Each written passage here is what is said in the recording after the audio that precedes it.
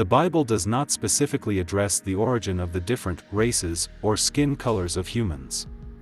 In fact, there is only one race, the human race, with variations in skin color and other physical characteristics. Some have suggested that God created racial differences by confusing languages at the time of the Tower of Babel. This is mentioned in the book of Genesis. Perhaps God genetically modified humanity to enable humans to survive in different environmental conditions, such as Africans being genetically better equipped to survive in the extreme heat of Africa.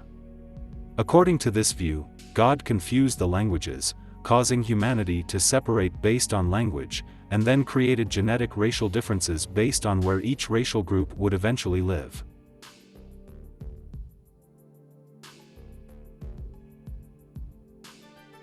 While this seems possible, there is no biblical basis for this position. Race and skin color are not mentioned anywhere in connection with the Tower of Babel. After the flood, when the different languages emerged, the groups speaking the same language separated from the speakers of other languages. As a result, the gene pool of a particular group was greatly reduced because they could no longer mix with the rest of humanity. Close inbreeding occurred, and over time, certain traits emerged in these separate groups that may have been hardwired into the genetic code. Over the generations, further inbreeding occurred, and the gene pool became increasingly narrower until all people in a language family had the same or similar traits, and the expression of distinct traits became rare. Another explanation is that Adam and Eve had the genes to produce black, brown, and white stock, and everything in between. This is similar to how a couple of different races produces children of very different colors from each other.